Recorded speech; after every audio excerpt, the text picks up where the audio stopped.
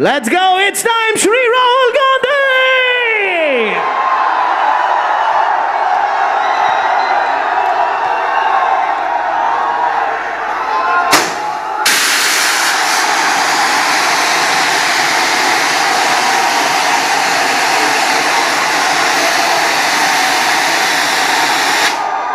Oh my God.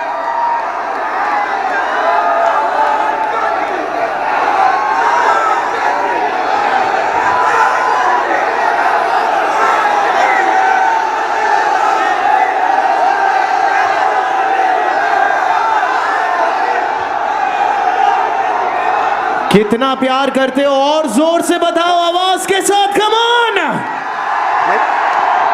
Hello,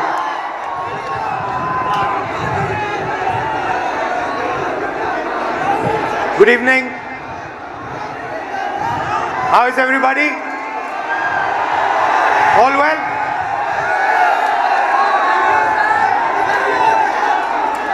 I'm very happy and honored to come to stand here in front of you, in front of you and Gota.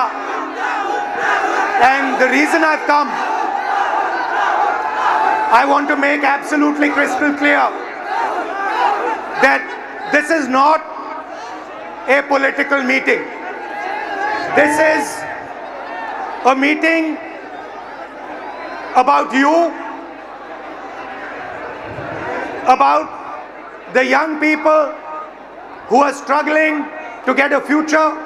I will not say the words BJP, Congress, politics, elections. They will not come out of my mouth this evening. This evening is about you.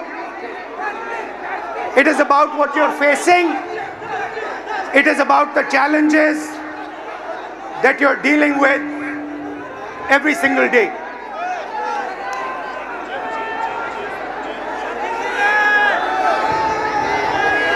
Some time back,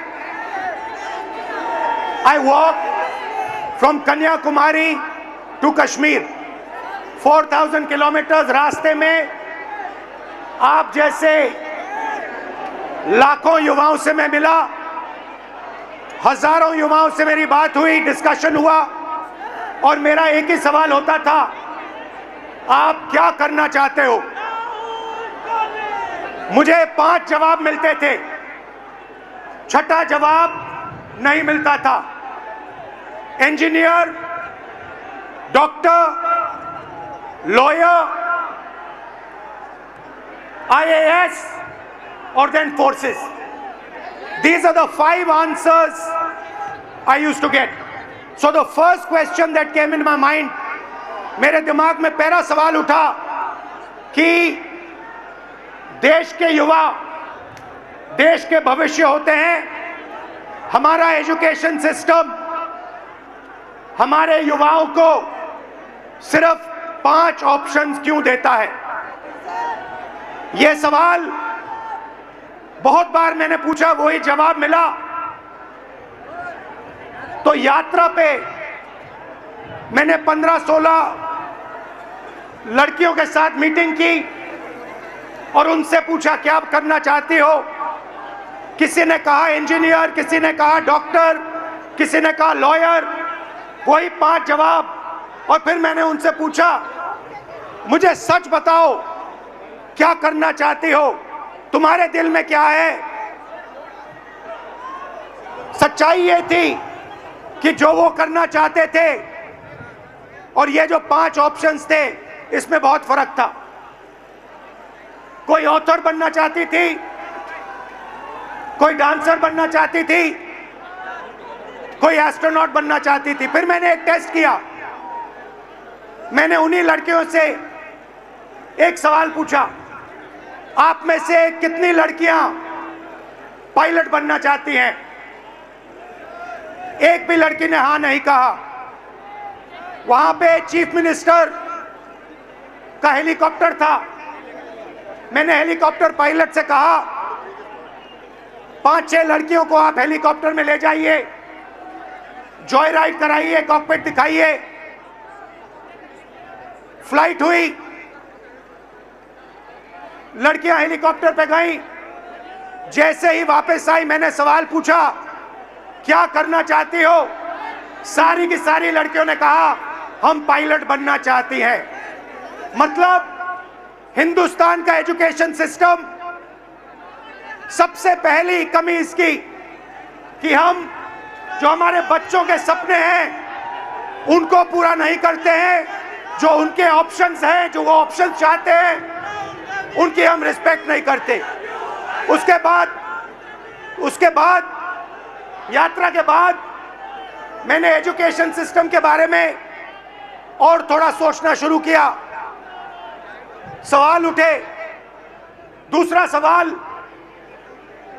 public sector education system क्यों खत्म हुआ और private sector का जो education system है ये इतना महंगा क्यों है?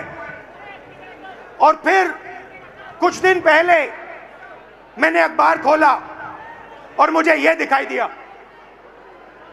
Sorry,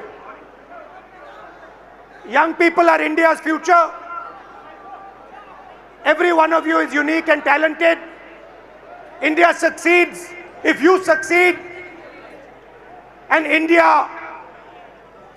has a duty to protect every single young Indian person, every single student. खैर, कुछ दिन पहले मैंने अखबार खोला और मुझे यह दिखा अखबार में। पता नहीं आपने ये चिट्ठी देखी है या नहीं देखी है? देखिए आपने ये चिट्ठी? ये आकांक्षा ने ये चिट्ठी अपने माता पिता को लिखी। आकांक्षा आज हमारे साथ नहीं है। आकांक्षा ने सुसाइड किया, मगर ये 15 सेकंड आप इस चिट्ठी को अच्छी तरह पढ़िए।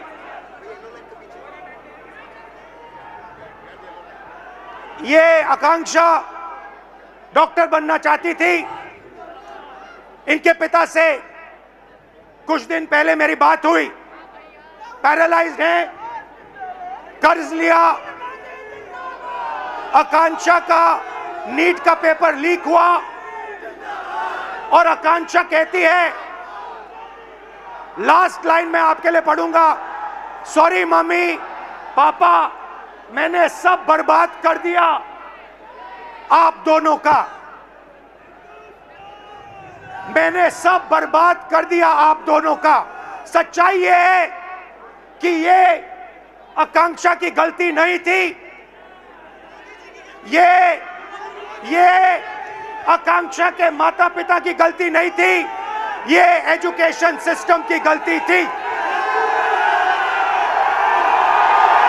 हिंदुस्तान का एजुकेशन सिस्टम अपने बच्चों को प्रेशराइज करता है, स्ट्रेस देता है, दबाता है, कुचलता है, और ये देश के लिए सही नहीं है।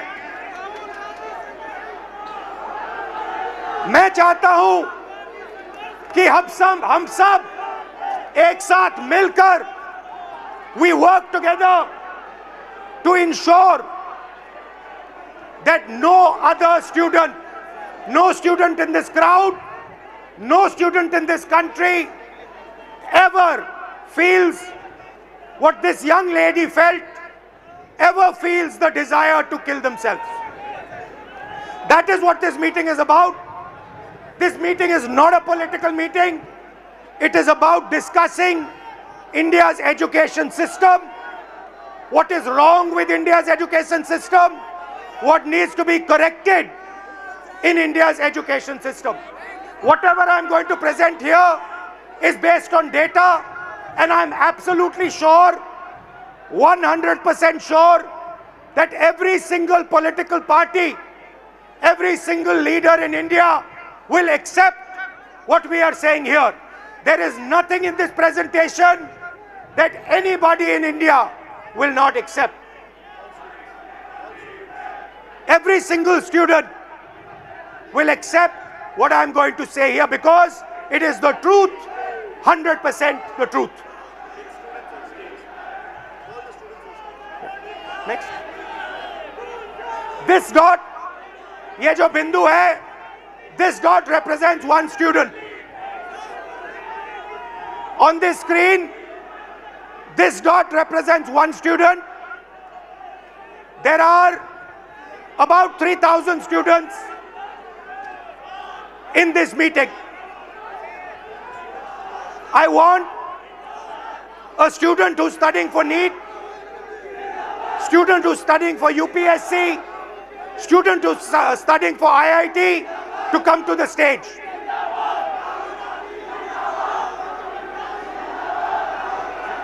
Can you tell them not to do naras? I'll do it right away. How are you? I'm good.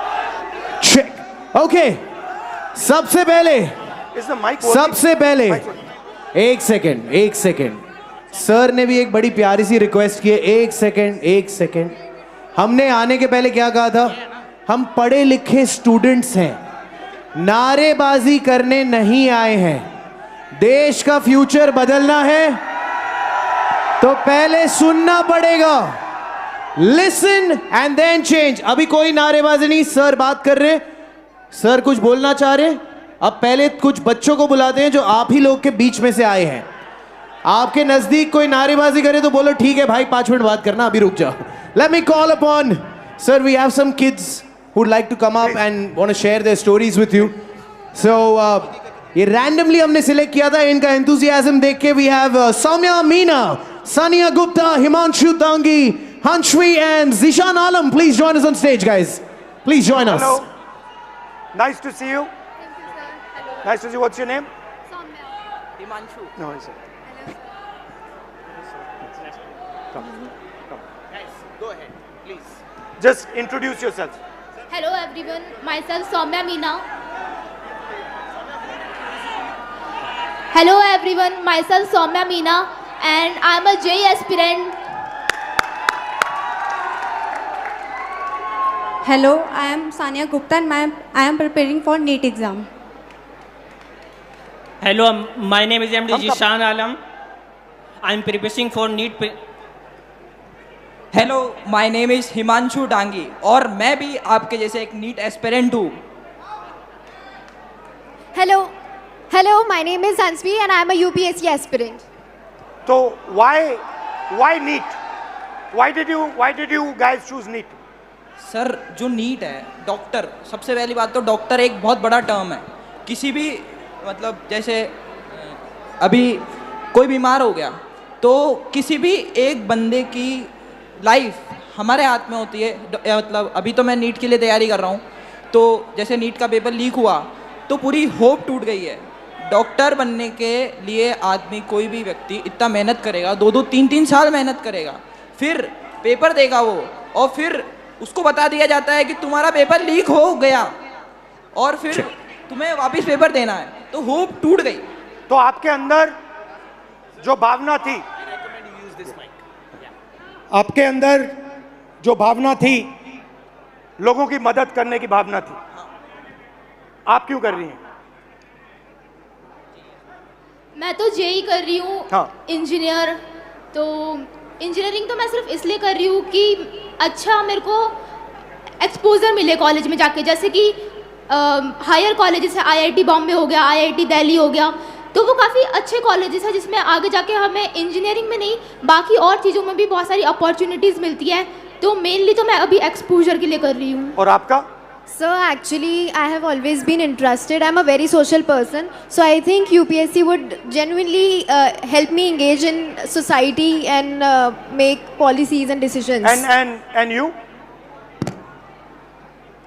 Sir, हम लोगों को बचपन से सिखा ही यही दिया जाता है कि आपको बड़े होकर डॉक्टर, इंजीनियर ये सब बनना है, तो एक मन से बचपन से ही वो सपना बन जाता है कि डॉक्टर बनना ही मगर है। अगर आप सबको बिल्कुल फ्री छोड़ दिया होता और असलियत में आप क्या करना चाहते हो तो फिर क्या जवाब मिलता? सर, मेरे को डांसिंग में बहुत शौक था। आपको डांसिंग में शौक है? आपको? सर, हमको डॉक्टर ही बनना था। मेरे जो अंकल थे वो हार्ट अटैक से डेथ कर गए थे 2019 में, तो इसीलिए मैं मतलब अर्जेंट मतलब वो उन्हें नहीं मिला, तो इसी की वजह से वो डेथ कर गए। तो बस इसी के कारण मैं डॉक्टर बनना चाहता हूँ। और आप? अगर आपको पूरी फ्रीडम दिया गया तो क्या करोगे आप? सर, नीट ही करोगे, डॉक्टर ही बनोगे? सबसे पहली बात तो ये कि जैसे कि मैं कुछ पढ़ रहा था तो मुझे पता चला कि सिर्फ 5 चीज़ें, 5 प्रोफेशंस जो लोग बस देखे देखी फॉलो कर रहे हैं: डॉक्टर, लॉ, इंजीनियरिंग और मैं भूल गया थोड़ा सा, सॉरी सर। रिलैक्स हाँ। रिलैक्स। तो अब कोई लोग खुद से पीछे करता है, मतलब ऑप्शंस नहीं है। सबसे पहली बात, मेन बात ये है। तो अगर आप नीट की तैयारी कर रहे हो, हाँ, अप्रोक्सीमेटली कितना पैसा लगता है beginning to end? Beginning to end, अगर आपको ऑफलाइन अच्छी कोचिंग में तैयारी करनी है, अगर आप 11 से आ रहे हो, मिनिमम 3 लाख रुपए तो कोचिंग फीस है 2 साल की। फिर उसके अलावा हॉस्टल फीस? हॉस्टल फीस 10,000 रुपये मिनिमम मंथली, रूम मतलब जिसमें खाना वाना सब आ गया। फिर उसके और बाद बोलो। पर्सनल एक्सपेंसेस भी रहते हैं, तो 2-3 हज़ार वो, तो मोटा मोटा आप मानिए 1,20,000 हॉस्टल की फ़ीस हो गई, 1.5 लाख अपना 1 साल की कोचिंग की फ़ीस हो गई, और 15-20 हज़ार एक्सपेंस भी हो जाते हैं बच्चों के, जैसे बाहर रहते हैं, कभी कुछ खा लिया। तो आप मानिए 4 lakh, 3 lakh, 4 lakh. 4 lakh. Everybody agrees? Yes sir. Approximately 4 lakh. Yes sir. 4 lakh. Now आपके फैमिलीज ने लोन लिया है? कितना लोन लिया है? 2 लाख। 2 लाख। पापा क्या करते हैं? फार्मर हैं। किसान हैं। 2 लाख का लोन लेना आपके लिए आसान था, फैमिली के लिए आसान था? आसान तो मिडिल क्लास के लिए नहीं रहता है, मगर एफोर्ड करना ही पड़ता है, कंपलसरी है। कंपलसरी। अगर लोन नहीं लेंगे तो आगे सिस्टम में नहीं जा सकते हैं। आपकी फैमिली ने लोन लिया?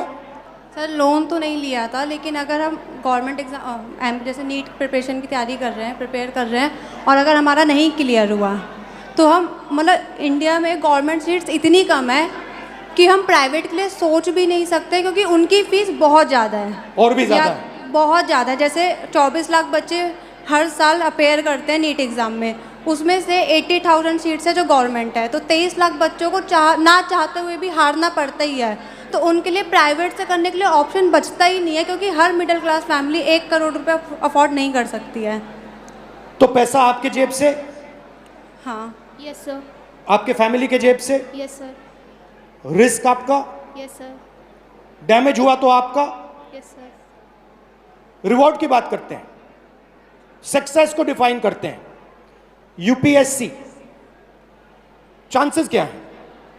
Real actual chances, if I say to you, ठीक है, you are a brilliant girl, brilliant student, what do you think your chances of becoming an IAS officer actually are? Sir, no matter how much brilliant a student is, but I think chances are still 1 out of 100. 1 out of 100? Exactly, 0.01%. She's saying IAS officer chances approximately 1 out of 100. What about IIT? What do you think are the chances? IIT में जाने का क्या chance है? Sir, 16 lakh students are appearing almost for IIT JEE, and if we consider NIT, triple IT, No, IIT. Because you Okay. want IAS, you want IIT, IIT. you want NEET, doctor. Yes, sir. So IIT, you want to go in there, you want to be an IIT graduate. What are your actual chances? Do you think, what are you actually facing? sir, if we consider only IIT, then there are 0.1 chances. Good Small IITs. chances. Yes, sir. Low chances, okay? Very low And chances. NEET? Sir NEET में 22 लाख बच्चे exam देते हैं, और लगभग 1 लाख बच्चों का selection होता है। 1 लाख से कम ही है, 1 लाख तो मैं बता रहा हूँ ज़्यादा। तो सर ये क्या जिम्मेदारी है, ऐसे हम कैसे होगा सर? तो यहाँ पे अप्रोक्सीमेटली 3,000 लोग हैं, अप्रोक्सीमेटली, थोड़े ज़्यादा आ गए हैं, बट हमने 3,000 का कैलकुलेट किया था, ठीक है? 3,000 में से IAS के कितने बनेंगे? एक। 3,000 में से वो जो कोने में एक डॉट है ऊपर, 1% out of this whole function, इस पूरे फंक्शन में से एक व्यक्ति, सिर्फ एक व्यक्ति IAS में जा सकता है। इस पूरी भीड़ में से आईआईटी में कितने जाएंगे? सर आईआईटी में भी ज़्यादा सीटें तो नहीं है, एक 30। या दो इस पूरी भीड़ में से, सकते हैं। इस पूरी की पूरी भीड़ में से 30 लोग, सिर्फ 30 लोग, मतलब यहां पे जो खड़े हैं वो आईआईटी में जाएंगे। और नीट का दिखा दीजिए, 180 लोग 3000 में से, इस पूरी भीड़ में से 180 लोग नीट में डॉक्टर बनेंगे। These are the odds you are actually facing. You are facing 1 in 3000. You are facing 30 in 3000. You are facing 118 in 3000.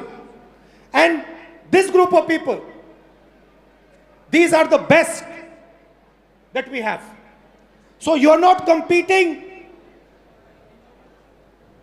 with ineffective, incompetent people. You are competing with the best in the country, and these are your odds. I think this is a crime. I think this is an insult to every single young person in this country. These are not the odds that our young people should be facing. You are very brave. You are very strong. That's a different matter. But this is stressful, this is unfair, and this is brutal. The Indian education system is a rejection system. It is not a selection system. That is the fact that we are facing. Right? Do you agree with this? Yes sir. Now, I don't mean to discourage you, because you should dream. And I'm pretty sure that you will succeed. Right? But what I want to tell this country is that you are facing extremely difficult odds. That is why we had the tragedy that we had. This is not the type of stress that we should be putting our children under. And that is really the main message I want to give in this meeting. First message, we are causing too much pain, too much stress, too much unhappiness to our future generation. Second message, we are only allowing them to do 5 things. We are not allowing her to become a dancer. We are not allowing him to become an astronaut. We are not allowing her to do something she's passionate about. Now the question arises, why is India only asking its children to do 5 things? And the answer to that question is money. The answer to that question is money. Because the system के पैसे सिर्फ इन 5 रास्तों से बनते हैं. ये मैं आपको नीट का उदाहरण देना चाहता हूं. देखिए इसको. आप ये नीट का एग्जाम ले रहे हो. थोड़ा इस साइड आ जाओ so crowd can see. This is the NEET exam. And this figure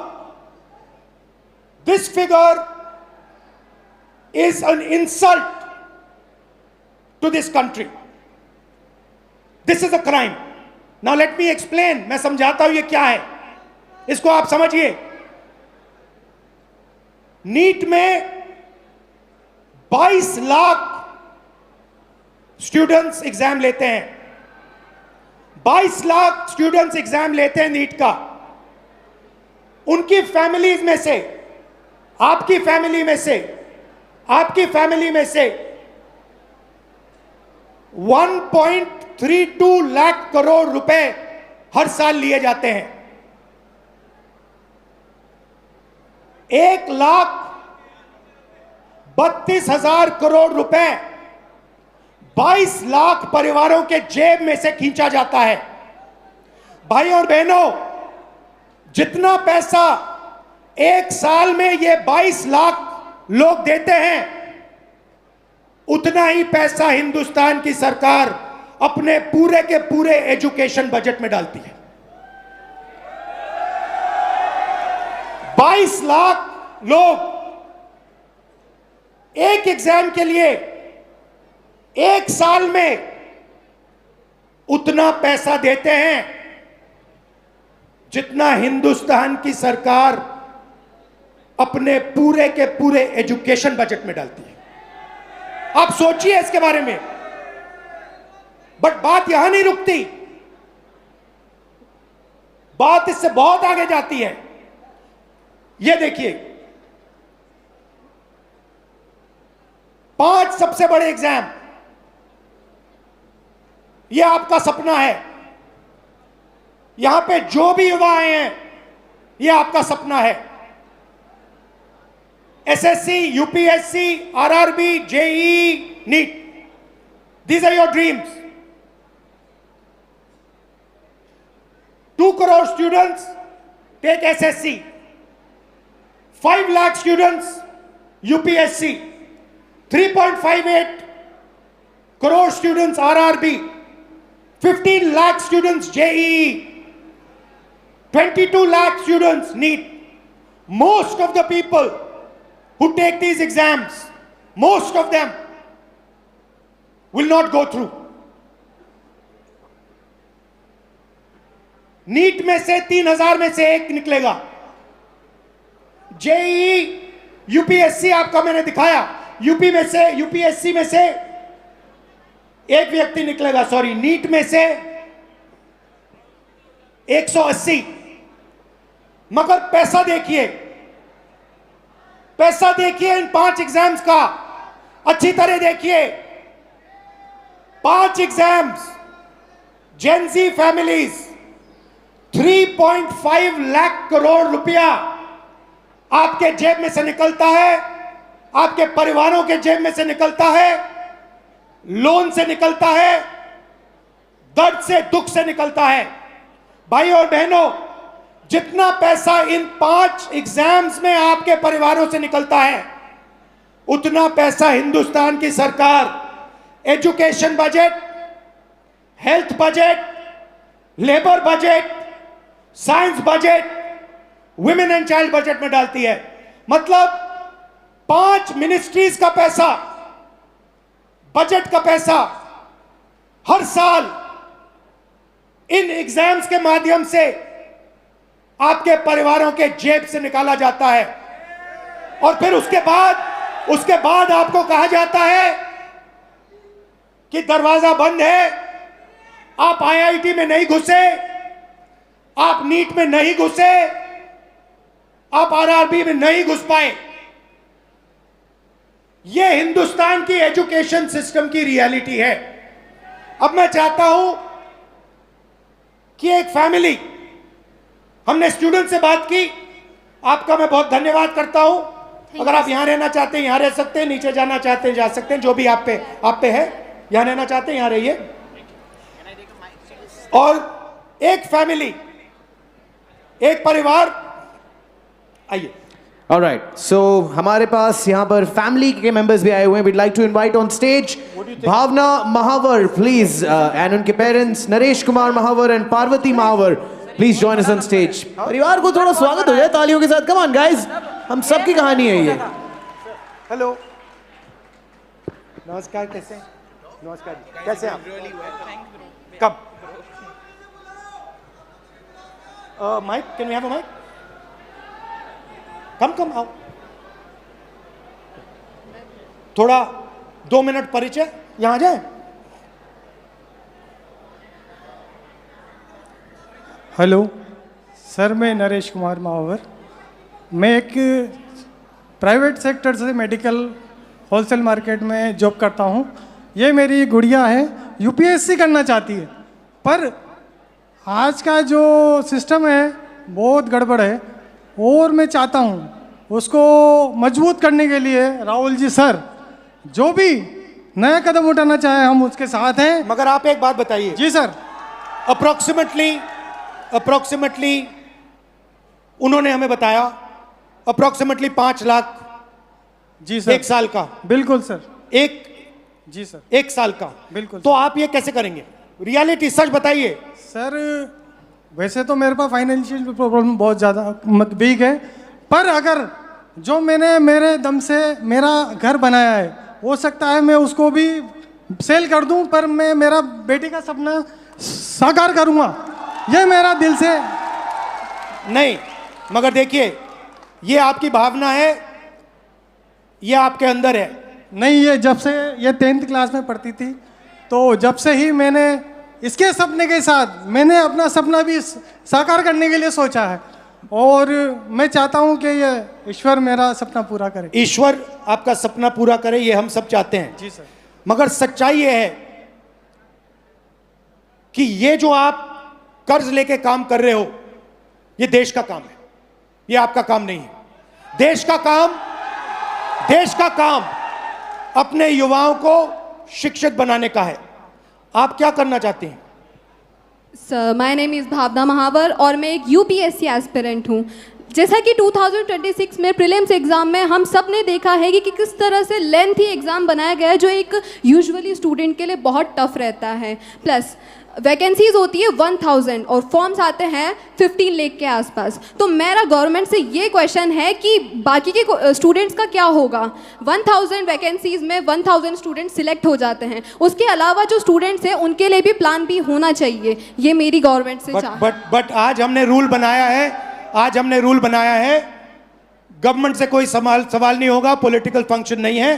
but मैं आपसे सवाल करता हूं, आपके सामने बहुत बड़ा चैलेंज है। आपके पापा कुर्बानी देने जा रहे हैं, आपके अंदर क्या फीलिंग है? आप कैसे करोगी? डर लगता है?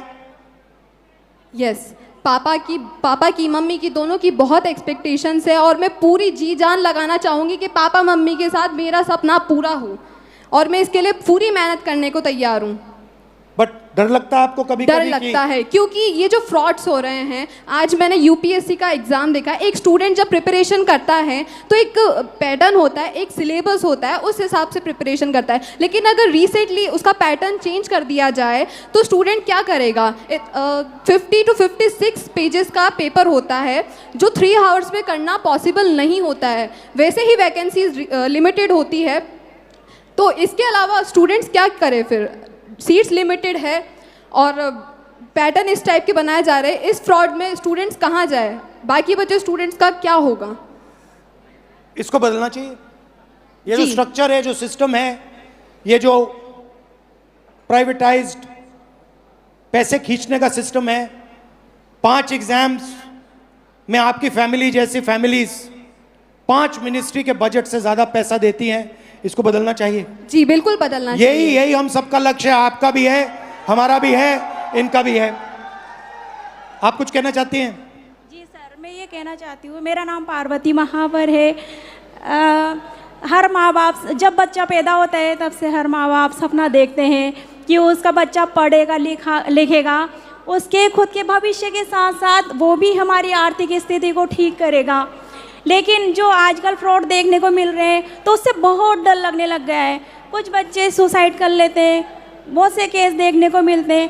आज हमारे अंदर इतना डर है कि बच्चा डिप्रेशन में आके कुछ कर ना ले, तो रात को हम उठ के देखते हैं बच्चे को, मतलब इतनी कच्ची नींद में सोते हैं कि 2-3 बार तो जाके देखना ही है कि बच्चा ठीक तो है ना। तो हमारी तरह हर पेरेंट्स के अंदर ये डर बना हुआ है। तो मैं गवर्नमेंट से रिक्वेस्ट करूँगी कि ना वो हमारी बात को सुने और जो भी समाधान हो उसे निकालें। बहुत बहुत धन्यवाद। Thank you sir. बहुत अच्छा लगा आपसे मिलकर। Thank you sir. बहुत अच्छा लगा। नमस्कार।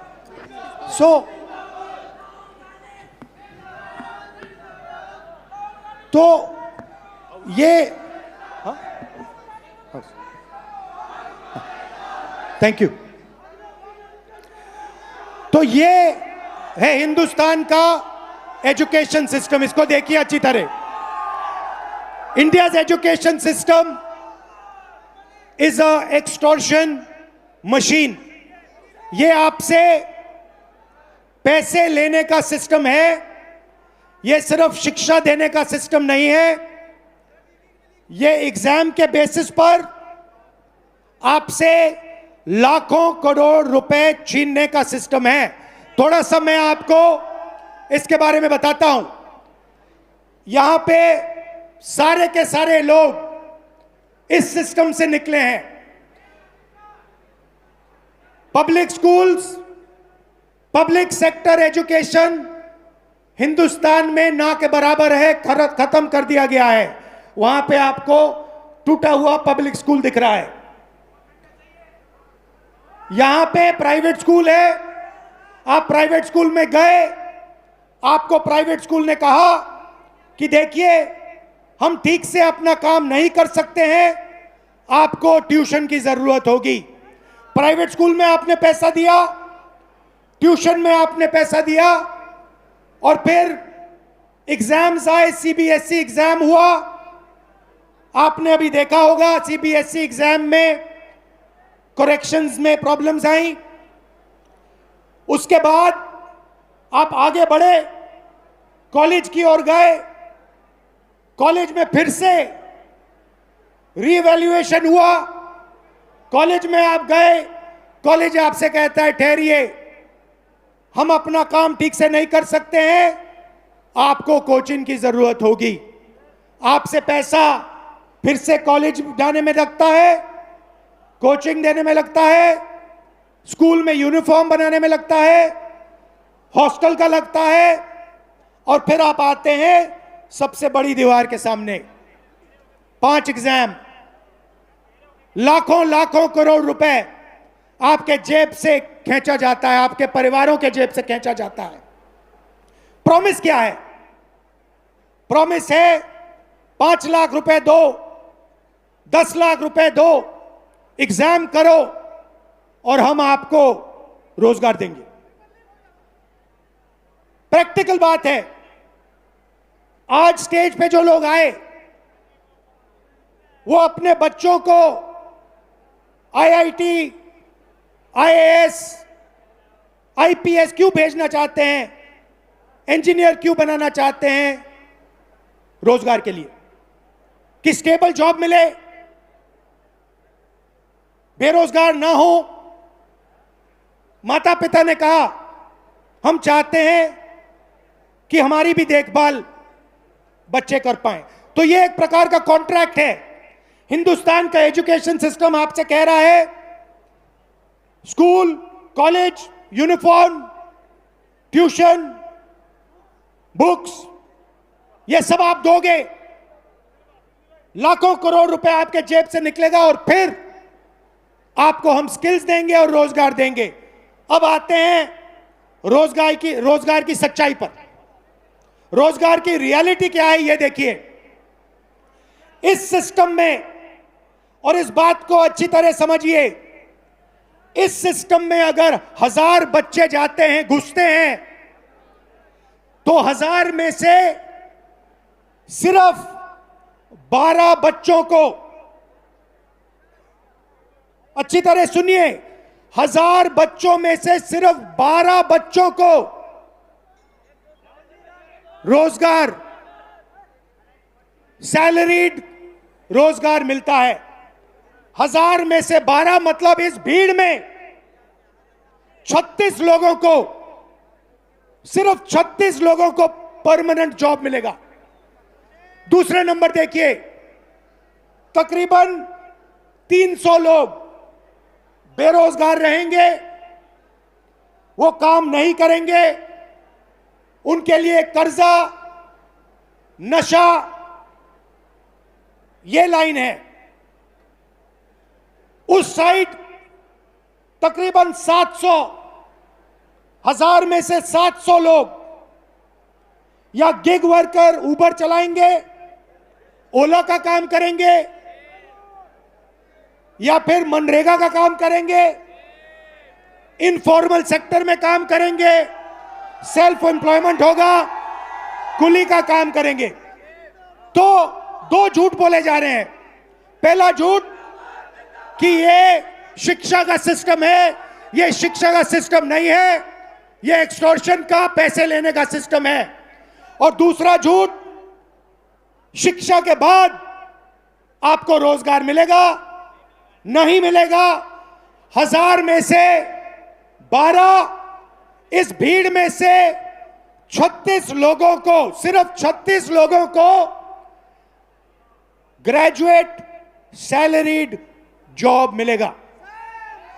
और ये सुनिए, सबसे मजेदार आंकड़ा सुनिए, यहां पे आईआईटी जो ग्रेजुएट्स आए, सॉरी जो आईआईटी का एग्जाम ले रहे हैं, ये सुनिए, हिंदुस्तान में 100 इंजीनियर्स में से आज, अगर हिंदुस्तान में से इंजीनियर्स को आप देखें तो 100 इंजीनियर्स में से 80 इंजीनियर्स बेरोजगार हैं। तो हमारा कहना क्या है, हम अभी आज राजनीतिक बात नहीं कर रहा हूं, मैं हिंदुस्तान के भविष्य की बात कर रहा हूं, आपके भविष्य की बात कर रहा हूं, आपके फ्यूचर की बात कर रहा हूं, देश के फ्यूचर की बात कर रहा हूं। हमें इस सिस्टम को बदलना होगा, हमें इस सिस्टम को बदलना होगा और इस सिस्टम को ठीक करना होगा। शिक्षा के सिस्टम का क्या मतलब होता है? The education system we want allows you, every single Indian, to dream big. जो भी आपका सपना है, बड़ा से बड़ा सपना, वो आपको देखना चाहिए। एजुकेशन सिस्टम का दूसरा काम, जो भी आपका सपना है उसे पूरा करने का काम हिंदुस्तान के एजुकेशन सिस्टम का होना चाहिए। और तीसरी बात, सबसे जरूरी बात, आपका सपना पूरा करना मगर लोएस्ट कॉस्ट पे, बिना आपके जेब से लाखों करोड़ रुपए छीनने के से करना चाहिए। ऐसा सिस्टम हम चाहते हैं, इसलिए हमने ये पहली मीटिंग की है। आपका मैं दिल से धन्यवाद करना चाहता हूं, आपके सुझाव चाहता हूं, आपके ओपिनियन चाहता हूं, आपका इनपुट चाहता हूं। ये मूवमेंट है, इसकी शुरुआत है, आप मूवमेंट को ज्वाइन कीजिए, हमें बताइए किस प्रकार से हम इस सिस्टम को बदलें, क्या आपका ओपिनियन है, क्या रास्ता हिंदुस्तान को लेना चाहिए। दिल से आपका धन्यवाद कहना चाहता हूं और फिर से याद दिलाना चाहता हूं, एजुकेशन सिस्टम हिंदुस्तान के सबसे गरीब मिडिल क्लास लोग से एक एग्जाम के लिए उतना पैसा छीनता है जितना एजुकेशन बजट है, और 5 एग्जाम्स के लिए उतना पैसा छीनता है जितनी 5 बड़ी मिनिस्ट्रियों को बजट मिलता है। ये शर्मदायक है और इसको बदलना होगा। आप सबको दिल से बहुत बहुत धन्यवाद, नमस्कार, जय Hind. I'd like to thank everybody, especially Kota. Kota is the nervous system of India, education system. I'm proud of everyone who works in Kota. I'm proud of all the students. I wish you all the best.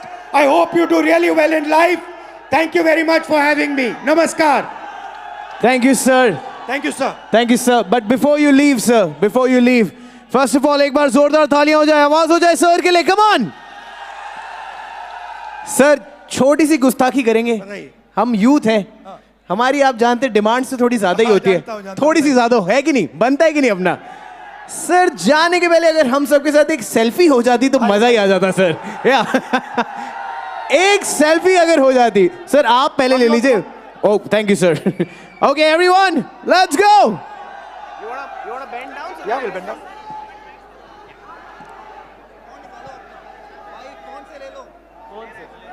Phone से ले लो।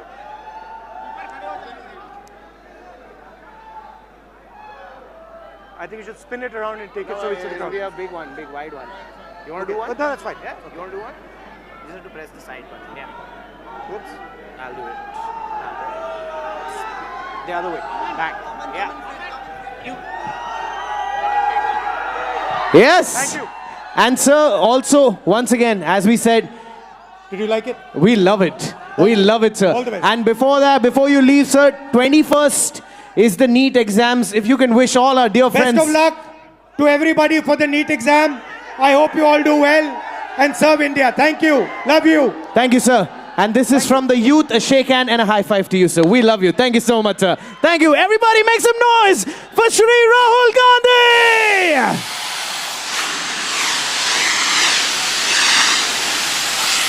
Come on. Thank you, Kota. जोरदार तालियां हो जाए.